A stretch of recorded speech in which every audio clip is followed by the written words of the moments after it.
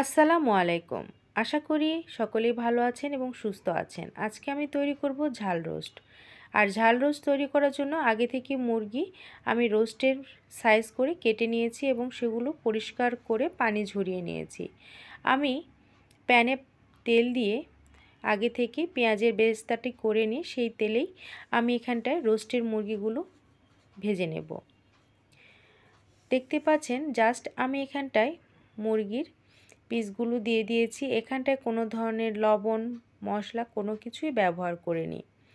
এখানটায় যে পেঁয়াজের বেরেস্তা করার পর যে তেলটি আছে এই তেলের একটা ঘ্রাণ এটি মুরগির মধ্যে চলে যাবে এবং এটির ফ্লেভারটাও অনেক স্ট্রং হবে এবং খেতেও বেশ মজার লাগবে। এভাবে আমি সব মুরগির পিসগুলো ভেজে নেব। এখানটায় পেঁয়াজের বেরেস্তার মধ্যে দিয়ে দিয়েছি সাদা এলাচ 3 টুকরো, 2টি দারচিনির টুকরো এবং দিয়ে দিয়েছি কাঁচামরিচ 3 টুকরো। আর আমি আগে থেকে 2টি পাকা টমেটো কেটে নিয়েছি 2টি। এর মধ্যে এবার সব উপকরণগুলো ঢেলে দিয়ে দিচ্ছি সামান্য কয়েকটি লং। দিয়ে আমি এটি একদম পেস্ট করে নেব। দেখতে পাচ্ছেন কত সুন্দর একটি পেস্ট তৈরি হয়ে গিয়েছে। রোস্টের মুরগি পিসগুলো আমার ভেজে নেওয়া হয়ে গেছে। ওই তেলেই আমি দিয়ে দিয়েছি 2টো সাদা এলাচ এবং দিয়ে দিয়েছি 2টি দারচিনির টুকরো, দিয়ে দিচ্ছি আদা বাটা এবং রসুন বাটা। আমি এখানটায় রসুন বাটা দিয়েছি 2 চামচ এবং আদা বাটা দিয়েছি 1 চামচ। অবশ্যই এটা মনে রাখবেন, মুরগির মাংস যে কোনো ধরনের মুরগি কবিতর এসব মাংসতে আদার পরিমাণটা কম এবং রসুনের পরিমাণটা বেশি হয় এবং গরুর মাংসতে আদার পরিমাণটা একটু বেশি হয়।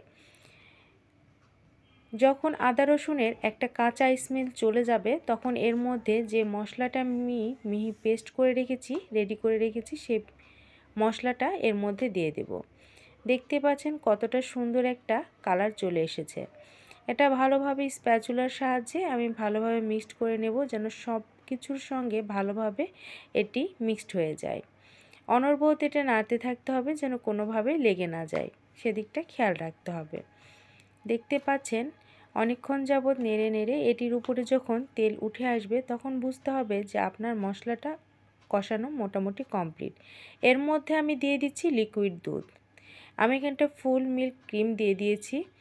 ক্রিম দুধ যেটি থাকে সেটি আমি দিয়েছি একদম দেশি গরুর দুধ। আপনারা চাইলে এখানটায় গুঁড়া দুধও হাফ কাপের মতো ব্যবহার করতে পারেন। এবার আমি এর মধ্যে দিয়ে দিচ্ছি শুকনা মরিচের গুঁড়ো স্বাদ অনুযায়ী, দিয়ে দেব জিরার গুঁড়ো 1.5 চামচ পরিমাণ, দিয়ে দিব ধনিয়ার গুঁড়ো 1 চামচ পরিমাণ। আমি এখানটায় লবণ ব্যবহার করছি 3 চামচের মতো। এটি টোটালি স্বাদ অনুযায়ী, এটা আপনারা আপনাদের স্বাদ অনুযায়ী এটি ব্যবহার করবেন। যে যেরকম এখানটায় লবণ খেতে পছন্দ করেন সেই অনুপাতেই লবণটি ব্যবহার করে নেবেন, তাহলে এতে করে সব কিছু পারফেক্ট হবে এবং খেতেও বেশ মজা লাগবে। এবার আমি এটি ভালোভাবে নেড়ে চেড়ে নেব। যতক্ষণ না এটি মশলার কাঁচা একটা গন্ধ চলে যাবে ততক্ষণ পর্যন্ত অনবরত নেড়ে এটি কষিয়ে নিতে হবে। যখন এর উপরে তেল উঠে আসবে তখন বুঝতে হবে যে আমাদের মশলা কষানো হয়ে গিয়েছে। মশলা কষানো হয়ে যাওয়া মানে এখানটায় যে ভাজা মুরগিটি আমি রেখেছিলাম পিসগুলো সেগুলো একে একে এর মধ্যে দিয়ে দেব। এটি রমজান মাসে আপনারা ইফতারের সময় অথবা আসছে ঈদেও আপনারা এটি তৈরি করে নিতে পারেন। অনেক সময় দেখা যায় ঘরে কোনো ধরনের রোস্টের মশলা ছাড়াই রোস্ট খাওয়ার ইচ্ছে হয় অথবা গেস্ট চলে আসে। সেক্ষেত্রে বিয়েবাড়ির স্বাদ বজায় রেখে যেভাবে আমরা রোস্ট তৈরি করব ঠিক এভাবে তৈরি করলে একদম বিয়েবাড়িতে যেভাবে রোস্ট তৈরি হয় ঠিক পারফেক্ট রোস্ট তৈরি হয়ে যাবে। দেখতে পাচ্ছেন সুন্দরভাবে এটি নেড়েচেড়ে কিছুক্ষণ পর ঢাকনা দিয়ে ঢেকে দেব। কিছুক্ষণ পর ঢাকনা উঠিয়ে আবারও একটু নেড়েচেড়ে দেব যেন সুন্দরভাবে সম্পূর্ণ মুরগির পিসগুলো সুন্দরভাবে রান্না হয়। আর দিয়ে দিচ্ছি এখানটায় একদম সামান্য পরিমাণ এখানটায় জয়ফল ব্যবহার করব। বেশি জয়ফল ব্যবহার করার কোনো প্রয়োজন নেই, অল্প পরিমাণ জয়ফল ব্যবহার করলেই এটির ফ্লেভার এবং টেস্ট দুটোই বহুগুণে বেড়ে যায়। দেখতে পাচ্ছেন খুবই সামান্য পরিমাণ দিয়েছি। জয়ফল যদি হাতের নাগালে না থাকে তাহলে এটি স্কিপ করতে পারেন। এবার আমি এটি স্প্যাচুলার সাহায্যে ভালোভাবে নেড়ে চেড়ে দেবো, যেন জয়ফল সম্পূর্ণ এই মুরগির মধ্যে চলে যায়। সেজন্য ভালোভাবে একটু নেড়ে চেড়ে নিতে হবে। এদিকটা অবশ্যই খেয়াল রাখবেন, আর যেন নিচে লেগে না যায় সেদিকটাও খেয়াল রাখতে হবে। নিচে লেগে গেলে এতে করে রোস্টের ফ্লেভার নষ্ট হয়ে যাবে। ভালোভাবে নেড়ে চেড়ে নেওয়া হয়ে গেলে এখানটায় আমি দিয়ে দিচ্ছি সামান্য পরিমাণ পানি। আমি যে ব্লেন্ডারে ব্লেন্ড করে নিয়েছিলাম মশলা, সেই ব্লেন্ডারটাই সামান্য পরিমাণ পানি দিয়ে ধুয়ে এখানটায় সে পানিটি ব্যবহার করছি।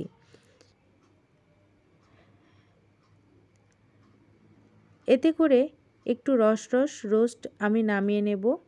বেশি আবার রোস্টে পানি রাখা যাবে না। আমি এখানটায় খুবই অল্প পরিমাণ গায়ে গায়ে রস রাখবো, যাতে করে খেতে লাগলে অবশ্যই ভালো লাগে এবং স্বাদটাও বজায় থাকে। অনেক সময় হয় রোস্টে কোনো ধরনের ময়েশ্চারাইজার থাকে না, ভিতরটা কীরকম ড্রাই ড্রাই হয়ে যায়। এই রস কম রাখার জন্য এরকমটা হয়। আমার রোস্ট মোটামুটি রান্না কমপ্লিট। এর মধ্যে আমি দিয়ে দিচ্ছি 1 চামচ পরিমাণ গরম মশলার গুঁড়ো। অবশ্যই এখানটায় রান্নার শেষের দিকে গরম মশলা ব্যবহার করবেন, এতে করে ফ্লেভার এবং টেস্ট দুটোই অনেক বেশি পাবেন এবং খেতেও বেশ দারুণ লাগে। আমি এগুলো ভালোভাবে নেড়ে চেড়ে নিচ্ছি, নিয়ে এবার ঢাকনা দিয়ে কিছুক্ষণ ঢেকে রেখে কিছুক্ষণ পর আমি এটি পরিবেশন করব আপনাদের সামনে, যে কতটা সুন্দর এবং কতটা পারফেক্ট বিয়েবাড়ির মতো রোস্ট তৈরি হয়ে এসেছে। দেখতে পাচ্ছেন একদম পারফেক্টলি মাংসগুলো কষানো হয়ে গিয়েছে।